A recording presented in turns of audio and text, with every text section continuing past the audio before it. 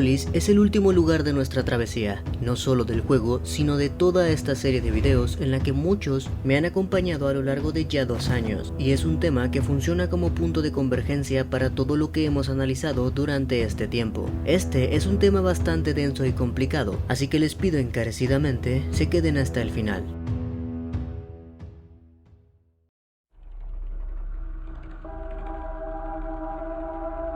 El reino llamado Polis es un lugar de aspiración y reverencia, con sus relucientes ciudades y murales ornamentados. Una abundancia de líneas verticales y formas triangulares tomadas de la arquitectura gótica le da a Polis y sus estructuras una sensación sacra, muy alejada de la humedad, la mugre y los restos explorados en las primeras horas de Scorn. Atrévete a estudiar los detalles, sin embargo, y la sensación clave que surgirá es la de sacrilegio. Los murales, por ejemplo, son interpretaciones de Scorn del Dance Macabre, las exploraciones artísticas del poder de la muerte tan prevalentes en la Edad Media. Estos relieves representan escenas donde figuras esqueléticas de 4 brazos abren la piel de los humanoides y manipulan los órganos dentro de ellos. Cuerpos mutilados yacen abiertos en plena disección, mientras que otros personajes están amordazados o directamente empalados por tuberías y conductos. También hay una abundancia de sexo representado y no solo limitado a los propios murales. Este lugar está desbordado de esculturas decorativas de cadáveres copulando en diferentes posiciones,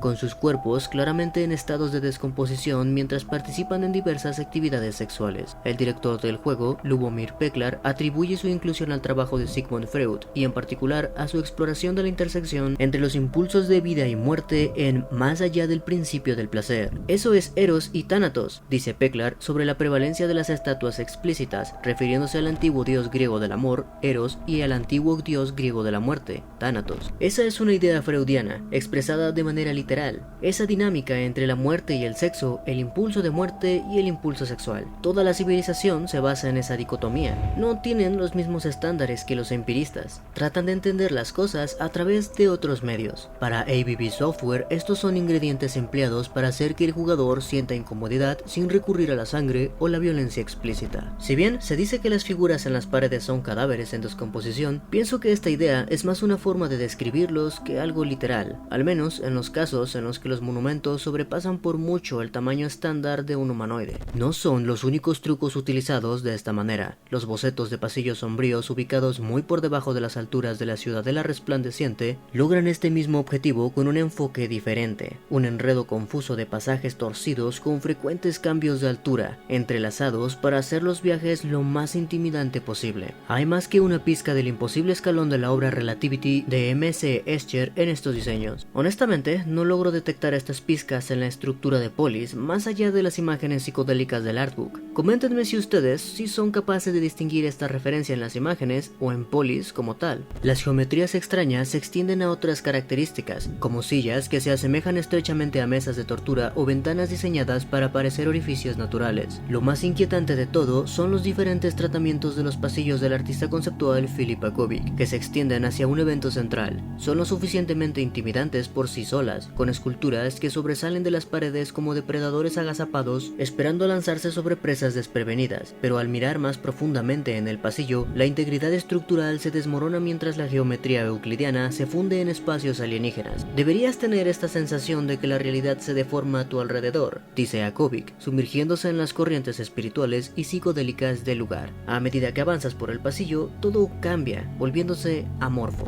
La psicodelia es un motivo recurrente en la historia de Scorn y se visualiza en el entorno físico con túneles ondulantes y retorcidos. Si bien el tema de la psicodelia es sin duda algo muy importante durante nuestra estancia en Polis, los túneles retorcidos por su parte no llegaron a verse tanto en la versión final, pero podemos decir que el portal es el mayor ejemplo de la combinación de ambos conceptos. Se experimentaron distintos enfoques para el diseño del núcleo de la ciudadela, probando con una variedad de tamaños y formas. Las efigies masculinas y femeninas se distinguen aún más por detalles laterales, tubos similares a alas otorgan a las femeninas una cualidad serafínica. Esto nos dice que quizá, y solo quizá, las mujeres para esta civilización sean vistas como seres con características de pureza, belleza y divinidad, seres que evocan una sensación de algo celestial, inmaculado y sublime. Sin duda, la mayor diferencia entre esta civilización y la nuestra. Los cuerpos humanoides se consideran desechables, pero lo que contienen dentro no lo es. La civilización de Scorn venera la conciencia y su forma física, la cual es idéntica genética sin importar el sexo del cuerpo que habita. Filip Akovic dibujó este mural de carne para complementar las versiones de superficie dura de Polis. La composición del mural contiene ecos de los cadáveres conservados en la famosa exposición Körperwelten,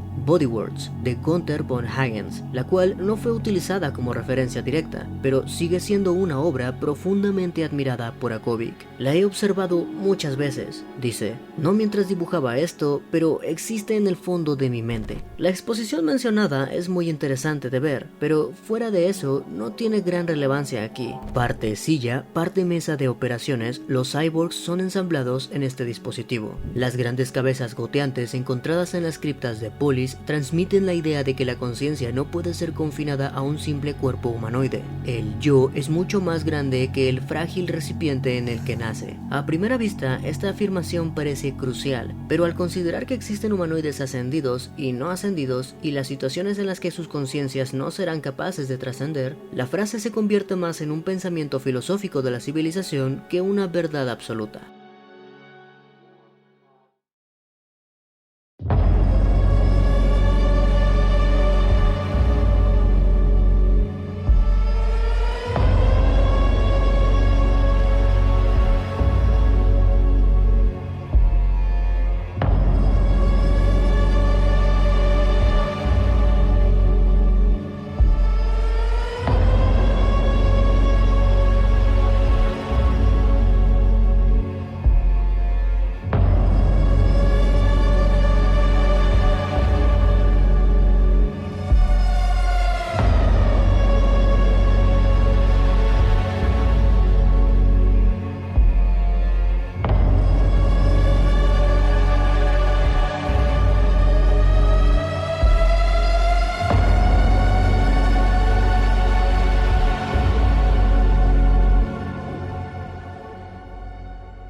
Polis es un lugar sacro, misterioso e intimidante, como muchas iglesias y templos reales, pero a una escala monumental. No es solo un sitio de reverencia, sino de rituales grotescos y experimentos sin ética ni moral. La frase "no tienen los mismos estándares que los empiristas" sugiere que esta civilización no sigue el método científico tradicional, es decir, la observación meticulosa y la prueba experimental. En su lugar, buscan entender el mundo muy probablemente a través del arte, la biología grotesca y quizá una especie de espiritualidad basada en la carne y la conciencia, o la vida y la muerte. Hablemos entonces de los humanoides a los que llamé los incompletos, quienes también pueden ser llamados desesperados, pues en los cromos del juego el protagonista aparece con este nombre. Ambos protagonistas forman parte de esta casta que se caracteriza por nacer en el muro Génesis, contar con una complexión más tosca y una apariencia más alienígena, una clase de apertura en el centro del pecho y una placa ósea en el cuello que ofrece una mayor protección, pero careciendo de una característica importante para esta civilización. Los cuerpos humanoides no son en absoluto diferentes a los nuestros. Una de las pocas diferencias clave es la inclusión de un ojo mental central en la base de la frente, que juega un papel importante en los temas del juego sobre la conciencia y el autodescubrimiento. Este texto hace referencia a la otra casta de humanoides, los ascendidos, que son los únicos humanoides con este ojo mental. Tienen una piel más blanquecina y lisa y una complexión no tan musculosa y delgada. La forma más fácil de identificarlos fuera del ojo mental son sus características costillas, que suelen ser 3 relieves sobresalientes que rodean todo el pecho. No se sabe si estos seres son gestados en las incubadoras que analizamos en el video de la asamblea, o si son humanoides incompletos que se someten a un procedimiento dentro de las incubadoras. Lo que es un hecho es que son solo ellos quienes tienen los mayores privilegios de esta sociedad,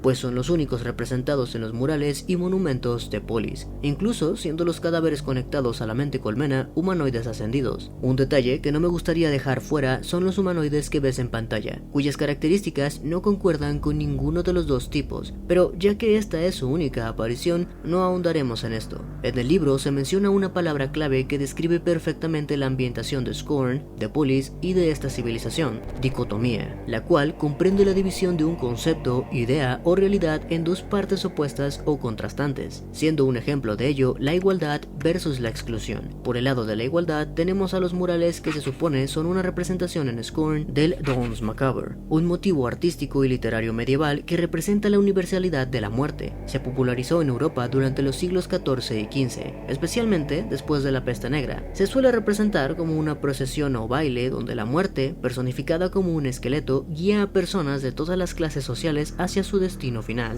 La idea central es que la muerte no distingue entre ricos o pobres, poderosos o débiles, y que todos, sin excepción, son llamados a su danza. Y por la parte de la exclusión tenemos esto: la ciudadela es una península solitaria en un mar de niebla, con acceso controlado a través de puentes estrechos. Ninguna entidad puede entrar o salir sin ser examinada, asegurando que la población ascendida permanezca protegida e inalterada. Si bien a todos en este mundo los une la muerte, en Polis los ascendidos buscan evitar no solo la igualdad ante la muerte, sino evitar la muerte misma únicamente para ellos. Los sarcófagos en Scorn rechazan la idea de la muerte, son recipientes de renacimiento, repletos de vida que no puede ser extinguida de los cadáveres ni aprisionada en ataúdes. Los sarcófagos son los lugares en donde descansan los shells, que como ya analizamos con anterioridad, son recipientes vacíos, cuerpos en espera de una conciencia con la que se fusionarán y obtendrán características, se supone, divinas, para así garantizarse una existencia sin la preocupación de la muerte. Polis es un lugar de enorme sacrilegio e importancia, pero solo los ascendidos tienen la oportunidad de disfrutar de este lugar, además de tallar la historia y cultura como ellos más lo deseen. Otros ejemplos de dicotomía son la vida o sexualidad versus la muerte, la ambición por trascender y liberarse del cuerpo versus el tema de la pérdida del control y del ser, el querer ser libres versus terminar aprisionados en una isla controlada estrictamente, o mi favorita, el hecho de que esta civilización anhele liberarse de su carne, mientras que al mismo tiempo habitan estructuras hechas literalmente de carne. Este último punto me gusta bastante porque puede ser puesto a propósito o también la comprobación de que, con más que lo intenten, los desarrolladores siguen siendo humanos y piensan como tal, sin importar si tratan de hacer que sus creaciones se liberen de la carne, inconscientemente los vuelven a encerrar en ella, como nosotros estamos acostumbrados a vivir. No podemos ver más allá de nuestra carne y buscamos encerrarnos en nuestro cuerpo, nuestra mente, nuestras creencias, nuestra verdad o nuestra realidad. Pensaba poner el hecho de que es un lugar sacro versus el hecho de que está lleno de figuras torturadas y con sufrimiento, pero esto es algo bastante normal en la realidad, así que, bueno, es triste pensar en eso. La gratificación sexual fascina a esta civilización, pues representa uno de los niveles más elevados de conciencia alcanzables dentro de los cuerpos humanoides. Simple y claro. Lo único que puedo aportar es que muy probablemente esto sea lo más cercano a la trascendencia para los incompletos. Por último, esto no tiene nada que ver con Polis ni con los humanoides, pero tiene una ligera relación con la civilización de Scorn. Esta es la imagen del álbum de música del juego, y me llamó mucho la atención la aparición de ambas figuras geométricas. Investigando un poco, resulta que el triángulo es una de las formas geométricas más cargadas de simbolismo. En la filosofía y la religión puede representar la Trinidad, como en el cristianismo, Padre, Hijo y Espíritu Santo, o la conexión entre cuerpo, mente y espíritu. En el ocultismo y la alquimia, el fuego cuando apunta hacia arriba y el agua cuando apunta hacia abajo. Un triángulo invertido a menudo simboliza lo femenino o lo receptivo, mientras que un triángulo normal representa lo masculino o lo activo. Y en la masonería y el esoterismo se asocia con el ojo que todo lo ve, la iluminación y el conocimiento superior. Por otra parte, el hexágono es una forma asociada con la naturaleza, la simetría y el orden estructural. En las matemáticas y la naturaleza es una forma recurrente en la estructura molecular, en paneles de abejas, entre otras cosas, representando eficiencia y armonía. En la filosofía y el misticismo puede relacionarse con la estrella de David, que son dos triángulos entrelazados, que simboliza la conexión entre lo divino y lo terrenal. En la geometría sagrada, el hexágono surge del fruto de la vida, una figura derivada de la flor de la vida, usada en esoterismo y espiritualidad como símbolo del orden cósmico. Esto es muchísima información y oportunidades de interpretación que, por supuesto, no tocaré más, pero me gustaría me hicieras saber en los comentarios qué piensas al respecto.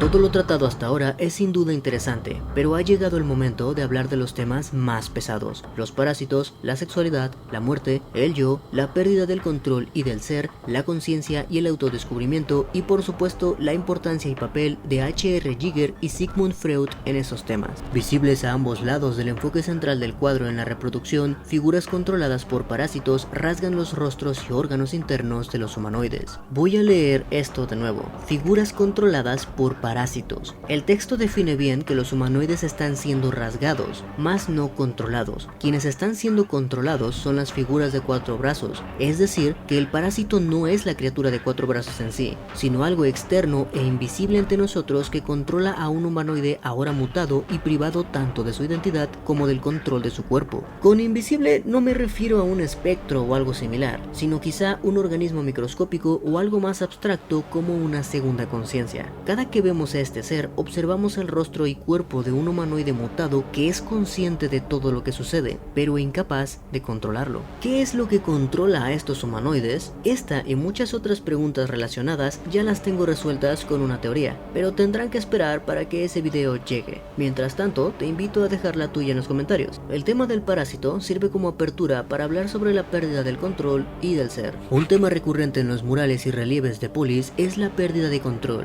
Aquí, manos esqueléticas se aferran a otras cabezas como si intentaran tomar el mando, mientras algunos personajes luchan contra tuberías que han consumido sus rostros. ¿No te parece una casualidad que tanto los parásitos como la muerte del Dons Macabre y el tema de la pérdida del control sean representados como esqueletos? Para los humanoides no hay nada más importante que la conciencia. Que su cuerpo mortal ceda ante el tiempo no es un problema mientras la conciencia prevalezca, pero si un parásito toma control, quizás sea un hecho que tu conciencia ahora está condenada a estar aprisionada eternamente en un recipiente de carne, sin la posibilidad de ascender, siendo esta entonces una buena definición para los humanoides de la muerte.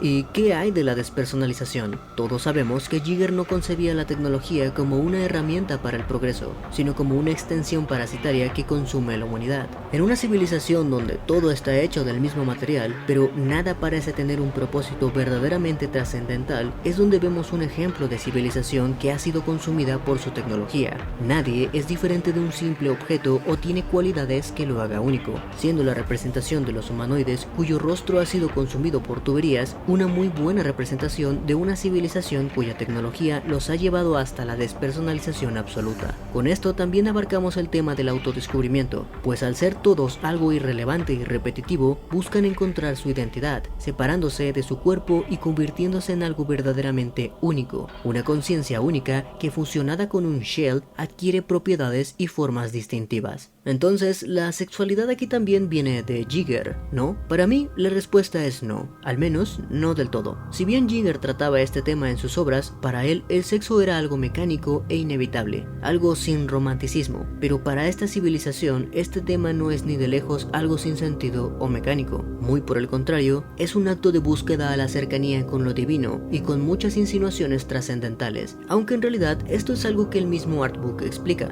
Las ideas freudianas sobre la intersección entre el sexo y la muerte jugaron un papel clave en la temática de Polis. Por supuesto, este no es el único párrafo que lo insinúa, pero sí el más directo, y esto tiene mucho sentido si analizamos las cosas a fondo. Anteriormente se hace mención a una obra de Freud llamada Más allá del principio del placer. En este ensayo, Freud cuestiona su idea anterior de que los seres humanos están impulsados principalmente por la búsqueda del placer y la evitación del dolor. En su lugar, plantea la existencia de una dualidad entre dos impulsos opuestos, o sea, el instinto de supervivencia, placer y reproducción, que se manifiesta en el deseo de crear, amar y preservar la vida. Es, pues, el motor de la sexualidad, la creatividad y la cohesión social. Por el contrario, el impulso de la muerte, donde Freud introduce la idea de que existe una pulsión inconsciente hacia la destrucción, la autodestrucción y el retorno a un estado inorgánico. Esto se refleja en el comportamiento agresivo, la repetición de traumas y la tendencia de las sociedades a la guerra y la violencia. Freud desarrolló esta idea observando la compulsión a la repetición, un fenómeno en el que los individuos reviven experiencias dolorosas o traumáticas sin ninguna razón aparente, que como estarán pensando, en este caso se refleja como el hacerse daño, literalmente. En conclusión, el tema de la sexualidad y la muerte no son más que dos lados de una moneda que comprenden conceptos freudianos, más no hegelianos. Ahora que estamos con Freud, retrocedamos un poco hasta el tema del yo. Freud estableció una vez una estructura de la psique que abarca tres componentes: el ello, el yo y el superyo, siendo el ello los instintos primitivos y los deseos, el yo algo que actúa como mediador con la realidad, equilibrando los impulsos del ello mediante el pensamiento racional y la consideración de las consecuencias, mientras que el superyo funciona como un regulador moral, cuestionando las acciones y generando sentimientos de culpa. En la civilización de Scorn, el ello vendría siendo el impulso de la autodestrucción y de la sexualidad, así como el deseo de la trascendencia, el yo, por supuesto, los humanoides como tal, y su cultura, mientras que a mi parecer el superyo es algo inexistente aquí, o simplemente nuestra moral humana no tiene ninguna cavidad aquí, aunque para mí una pequeña teoría interesante es pensar que debido a la falta de moral o de un superyo fue que esta civilización encontró su final, siendo uno a base de sus propias decisiones, contemplando el tema de la autodestrucción en la búsqueda de algo perfecto, y con implicaciones filosóficas y psicológicas muy interesantes. Pero sin duda, algo mucho más interesante es pensar que el parásito es una alegoría al ello, tomando control del yo, es decir, de los humanoides, que sumado a la falta de una moral conduzca a un final en el que somos dominados y consumidos por nuestros instintos, que nos llevan hacia la autodestrucción y a una vida de arrepentimiento y dolor, lejos de toda oportunidad de trascender.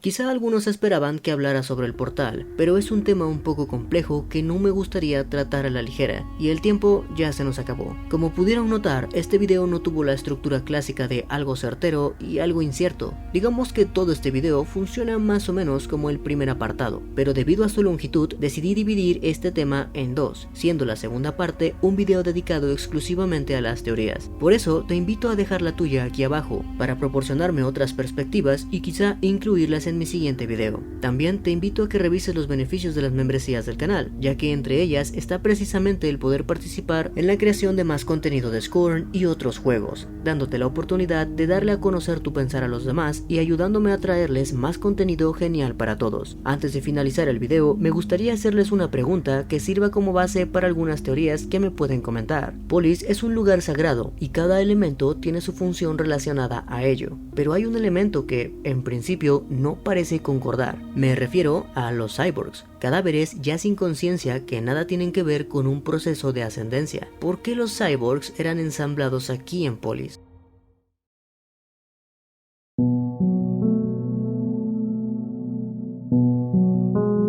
Este video fue toda una odisea. Si te gustó, te pido por favor me apoyes comentando cualquier cosa, dejando tu like y suscribiéndote. Si quieres apoyarme más directamente, considera usar el botón de gracias o unirte al canal. Esta clase de apoyo realmente me levanta la moral y me ayudará a traerles con mucha más prisa el siguiente video. Muchas gracias a Dan García por ser el primer miembro del canal. Ahora sí, sin nada más que decir, yo fui Kevin y no les digo adiós, sino hasta la próxima.